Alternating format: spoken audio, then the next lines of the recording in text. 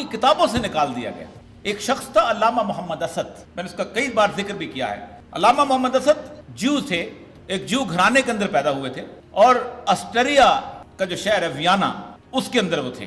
یہ وہی شہر ہے، اللہ تبارک و تعالیٰ بھی کمال ہے، ابو جہل اور سید الانبیاء کا شہر مختلف نہیں کرتا، ایک ہی رکھتا ہے۔ ایک شخص ہزال وہاں پیدا ہوا ہے جس نے پروٹوکول آف جیوز لکھے تھے، محلہ بھی ایک، علاقہ بھی ایک۔ علامہ محمد اسد جو تھے یہ وہاں پیدا ہوئے، اور دادا نے کہا کہ میں تم کو ربائی بناؤں گا، جیسے ہمارے ملا ہوتے ہیں بہت بڑے، تو ربائی جو ہے انہوں نے بنانے کی کوشش کی، لیکن ان کو کوئی دل نہیں لگا، کوئی جو تالبوت پڑھتے رہے، باقی چیزیں۔ پھر اس کے بعد صحافت میں نکل گئے، جرمنی چلے گئے۔ جرمنی میں جا کے انہوں نے ٹولسٹائی کی بیوی جو تھی وہ اس کا انٹرویو کر دیا، کیونکہ اس کے ساتھ بڑا انہوں نے ظلم کیا تھا کمیونسٹس نے، تو بڑا پاپولر ہوئے، تو انہوں نے بھیج دیا کہ تم چلے جاؤ فلسطین۔ اور فلسطین میں اس وقت ابھی بالفور ایگریمنٹ ہوا تھا، یہ خفیہ ایگریمنٹ تھا کہ ہم آپ کو وہاں پر بسانے کی کوشش کریں گے اور آپ جو سیکنڈ ورلڈ وار میں ہمارا ساتھ دو۔ تو اس وقت یہودی آباد کار وہاں آباد ہو رہے تھے، تو یہ بھی ایک یہودی بچہ جو تھا یہ وہاں چلا گیا۔ وہاں فرائڈ کا ایک شاگرد تھا، اس کے گھر میں رہنے لگا۔ وہاں جا کے اس نے دیکھا کہ عربوں کے ساتھ بڑا ظلم ہو رہا ہے، تو انہوں نے وہاں عربی پڑھنی شروع کی، اور اس پہ قرآن ان کے ہاتھ میں آ گیا۔ اللہ تعالیٰ جس کو ہدایت دے کہیں بھی دے سکتا ہے۔ 1926 میں یہ وہاں سے اٹھے، جرمنی آئے اور اسلام قبول کر لیا، اور اس ساری جد و جہد کے خلاف وہاں چلنے لگے۔ 1926 سے لے کے 1930 تک یہ عرب کے علاقے میں رہے۔ تو پھر انہوں نے جب کہتے ہیں میں نے کتاب الفتن پڑھی ہے، تو جب اس علاقے کا ذکر اس کتاب کے اندر پڑھا تھا، انڈو پاکستان آ گئے اور علامہ اقبال سے ملے، اور علامہ اقبال نے ان کو کہا کہ تم کہاں اپنی توانائیاں ضائع کر رہے ہو؟ وہ تو مصری ہیں، وہ تو عراقی ہیں، یہاں کچھ اور ہونے والا ہے۔ تو علامہ اسد جہاں رہ گئے، جب یہاں رہے ہیں وہاں پر، تو اس دوران سیکنڈ ورلڈ وار شروع ہو گئی۔ سیکنڈ ورلڈ وار کے دوران انگریزوں نے ان کو جرمن جاسوس سمجھ کے گرفتار کر لیا۔ اس میں کمال واقعہ آپ سب لوگوں کے لیے کہ کتنے خوش قسمت ہیں آپ لوگ کہ ایک باہر کا آیا وہ آدمی اس دھرتی کو کتنا مقدس اور محترم سمجھتا ہے۔ گرفتار کر لیا، سارے جرمن تھے، دوسرے تو 4-5 مسلمان جو محافظ تھے، گارڈ تھے، انہوں نے کہا علامہ صاحب، اسد صاحب، آپ مسلمان ہو، ان میں آپ نماز پڑھتے ہو، ہم آپ کو بھگا لیتے ہیں، آپ بھاگیں اور اپنے ملک واپس چلے جائیں، تو تم اس علاقے کو چھوڑ دو، ہم تو نکال دیتے ہیں۔ علامہ اسد کا جواب کمال ہے جو اپنی بایوگرافی میں لکھتے ہیں۔ اس نے کہا تم مجھے اس سرزمین سے دور کرنا چاہتے ہو کہ جس سرزمین پر آخری مارکا حق کو باطل ہونے والا، میں تو انتظار کر رہا ہوں اس ملک کا جو یہاں وجود میں آنے والا ہے، مجھے رہنے دو قید میں۔ 6 سال وہ شخص قید میں رہا ہے۔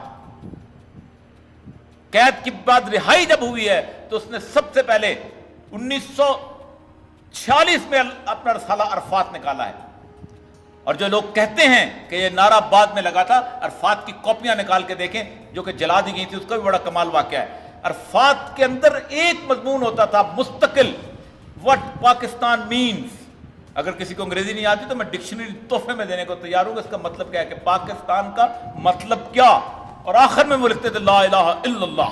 جب پاکستان بنا ہے 14 اگست کے 3 دن بعد قائد اعظم محمد علی جناح، کیونکہ میرا یہ ایمان ہے کہ یہ ملک اللہ نے بنایا تھا، اور قائد اعظم محمد علی جناح کو توفیق عطا فرمائی تھی کہ وہ ملک بنائے، وہ اللہ کسی اور کو بھی دے سکتا تھا، یہ اللہ قائد اعظم کی خوش قسمتی تھی کہ اللہ تعالیٰ نے ان کو توفیق عطا فرمائی۔ قائد اعظم محمد علی جناح نے علامہ اسد کو پاکستان میں پہلا ایک محکمہ بنا کے دیا۔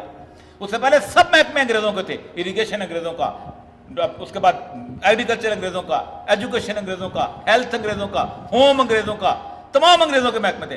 واحد محکمہ جو قائد اعظم نے اپنی زندگی میں ایک ہی محکمہ بنایا، اس کا نام تھا ڈپارٹمنٹ آف اسلامک ریکنسٹرکشن، اور اس کا سربراہ تھا علامہ محمد اسد۔ 4 ذمہ داریاں دی گئیں اس شخص کو۔ نمبر 1، پاکستان کا قانون اسلامی ڈھانچے کے اندر ڈھالنا ہے، آئین پاکستان کا، اسلامک کانسٹیٹیوشن ڈرافٹ کرنا ہے۔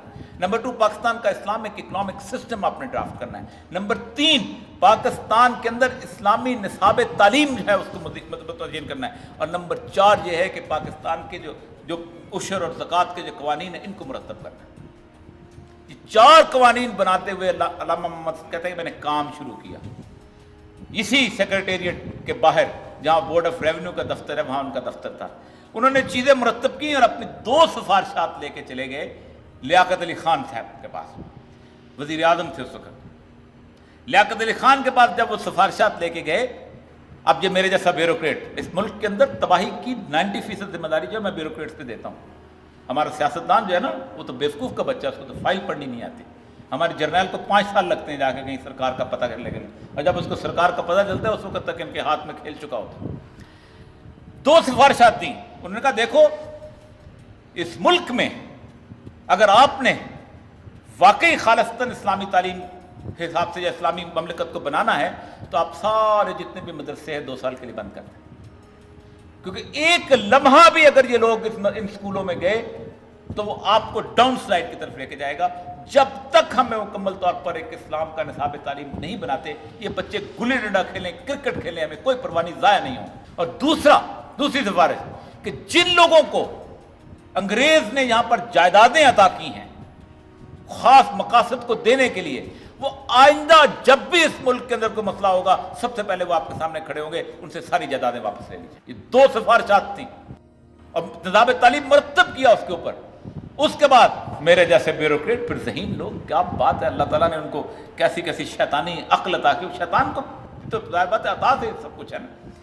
تو انہوں نے کہا کہ علامہ صاحب آپ عربی جانتے ہیں، ایک بہت بڑا نام ہے جس کو ہم سر ظفر اللہ، اس کے بارے میں علامہ اسد نے اپنے کتاب میں لکھا ہے کہ اس قادیانی کی مجھے سمجھ نہیں آتی تھی کہ اس شخص کو پاکستان کے ساتھ قد اور دشمنی کیا ہے، کہ جب بھی کوئی اس طرح کی صورتحال ہوتی تھی یہ میرے خلاف ہو جاتا تھا۔ سر ظفر اللہ نے ایک نوٹ پیش کیا کہ یہ بندہ بڑا زبردست ہے، اس کو عربی بھی آتی ہے، یہ انگریز بھی ہے اور اس کو سعودی خاندان کے ساتھ بھی اس کے تعلقات ہیں اور یہ مصر میں بھی رہا ہے، تو اس کو ہم اتحاد بین المسلمین کا داعی بنا کر ہم فارن آفس میں رکھ لیتے ہیں۔ اینڈ علامہ Asad was appointed as director general Middle East affair in foreign service. علامہ کہتا ہے میں نے رات روتے ہوئے گزاری ہے اس دن کہ میں ساتھ ہو کیا کہا ہے۔ اس نے وہ ایمز اینڈ آبجیکٹیوز وہ جو لکھے تھے، کمال کی بات ہے، اس دن وہ چلے گئے، وہاں گئے ہیں اور اپنا پورا دورہ مرتب کیا ہے۔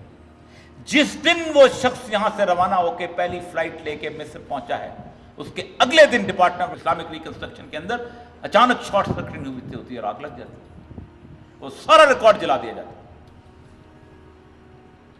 یہ ہے اس ملک کی بدقسمتی۔